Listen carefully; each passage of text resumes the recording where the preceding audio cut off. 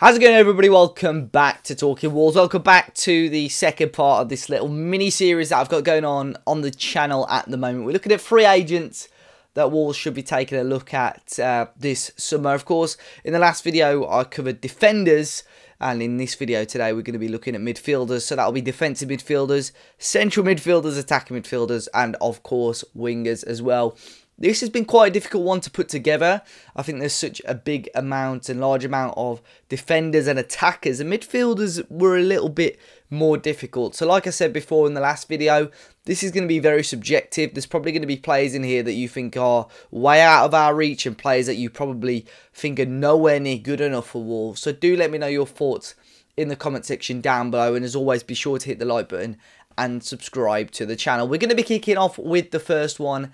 And it's going to be Juan Mata. As it stands, United do have a option to extend his contract by 1 year. But Juan Mata obviously offers a host of experience, but only played a handful of games. He's at the age of 33 now. But yeah, played a very, very limited amount of time for Manchester United this season. And really, he's a player that sort of depends how Bruno Lage is looking to play. If he does go with like a 4-2-3-1 or a 4-4-1-1 sort of style system, I think Juan Mata could add that vital experience that Wolves need. Like I did in the last video, we look at the percentiles and stuff, and Juan Mata, this is him up against different attacking midfielders and wingers in the top 5 leagues, and he's got some really, really strong attributes and stats there. You could see attacking wise and on the ball, they're phenomenal. Assists really, really high, expected assists really high, and just in terms of his passes attempted and completed, it's a really high amount. So overall, you could tell he's a bit of a Rolls Royce of a player. He's been there, he's won a lot of trophies across his career, and I think just even for a year or two, maybe Mata is going to be looking to settle down and possibly want to settle down. But if you can get him in for a year or two, just to help nurture the types of player such as your Morgan Gibbs-Whites, your Vitinhas if they sign as well, and even just the sort of movement side of things to your likes of Fabio Silva and so on. I think this could be a really valuable piece of business for Wolves, and on a free transfer sometimes it's very, very difficult to sort of buy that experience. So I think this would be a very decent piece of business for Wolves. We're going to be moving on to the next player, and we're going to go over to Portugal, to Ryan Gould, who is a Scotsman playing in Portugal at the moment. Now, this is an interesting one because on paper, he's had a very, very strange career. I know when he was young, he was very, very highly rated, starting his career at Dundee, and actually moving to Portugal at quite an early stage, moving over to Sporting. He had a couple of loan signings, was at Hibernian again a couple of years ago, and actually had a really, really strong season for Farense over in Portugal this season. Now, they were towards the bottom of the table. They didn't have a great time, but Ryan Gould was really the star of that team, and it was actually quite big news that he didn't make the Scotland team for the Euros. They can't quite believe that he didn't get a spot in that team. Now, I'm not saying Ryan Gould is going to come into the Wolverhampton Wanderers team and walk straight into it. I think that's far from the case, but I think as a backup option or a squad player who's obviously still going to have that sort of almost connection with some of the squad there, I think you could do a lot worse than Ryan Gould. A decent amount of goal contributions this season in the league. He scored 9 goals and got 7 assists as a central midfielder or attacking midfielder, and can play as a right winger if needed. Like I said, I don't think he's going to come in and set the Premier League alight, but I think he'll certainly be a quality addition to this very, very slim Wolves squad.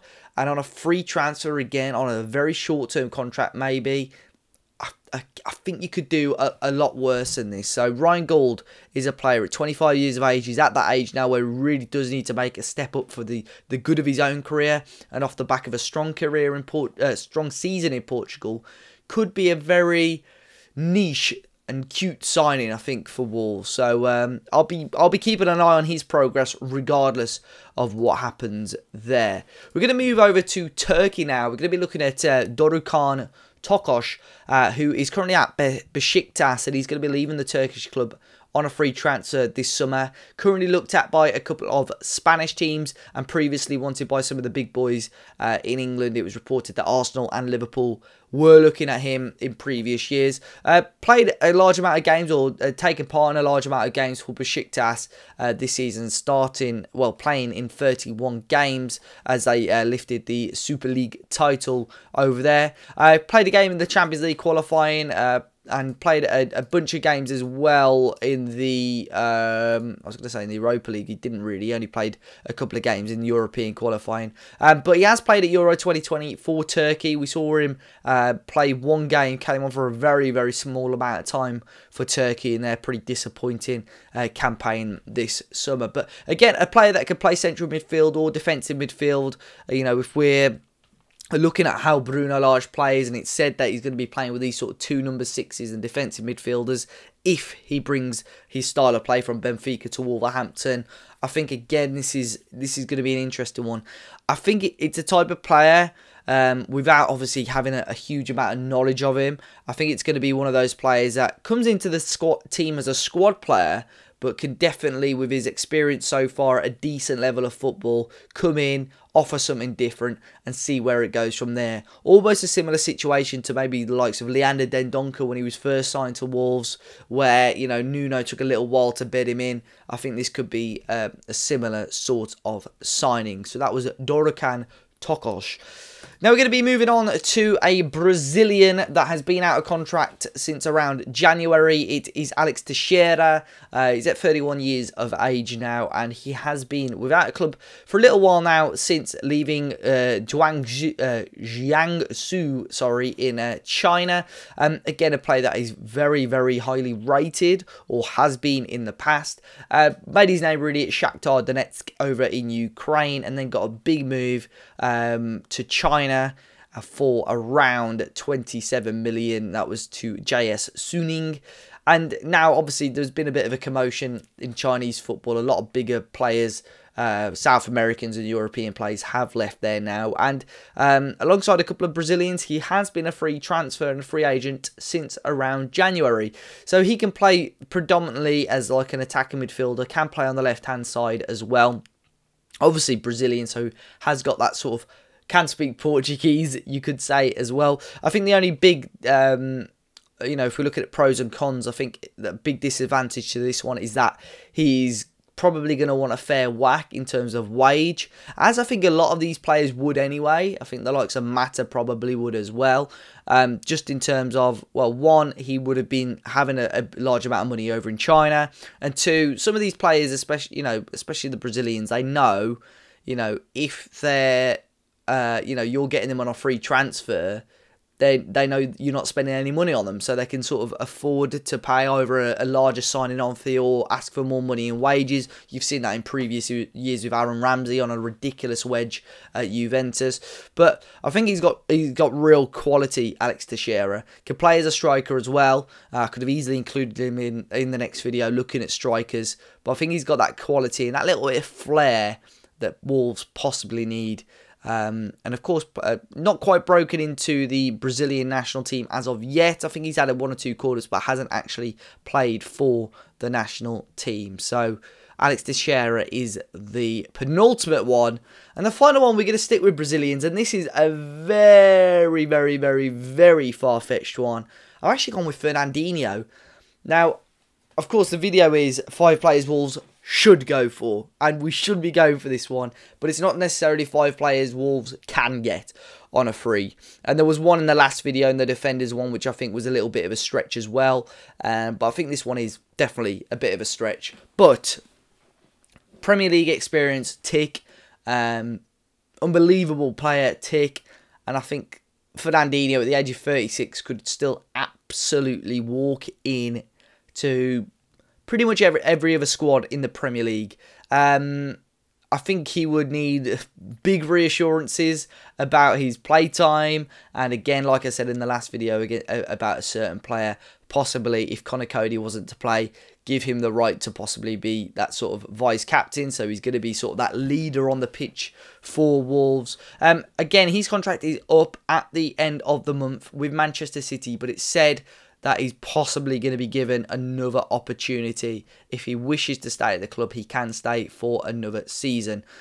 So it will be interesting to see, but this is the sort of player, if Wolves want to progress and grow, you've got to be sort of putting your money where your mouth is a little bit with these sort of players. I think we've lacked that little bit of bite and experience at times, especially with all these young players coming in. And I think we've got such a bulk of young players that even if we just get these experienced heads in for 1 or 2 years, it could do us a world of good. We saw it a number of years ago with Wolves, bringing in the likes of Paulins, Dennis Irwin, and having that mix of talent and experience. It really helps Wolves get to another level. I know it's not quite, it's a much lower level to where Wolves are now, but help the club get to another level. You could say Wolves have done that with Patricio and Matinho, and obviously keeping the likes of John Ruddy on. But I think these players that have got experience in the Premier League could be a huge factor and a huge help for Wolves. We'll just get the stats up for Fernandinho in terms of his percentiles. I just look at that. Of course, he's played centre-half a little bit for Manchester City, and they are a great team, but those are phenomenal. That's Fernandinho against other top 5 league midfielders, and that is phenomenal. Really, really good passes once again. Really, really good defensive work. And you probably wouldn't expect the defensive side of things to be that high. We said on the defensive video there were a couple of players that I mentioned that they were quite low, and that was mainly because their team don't really defend. But some really, really strong percentiles there.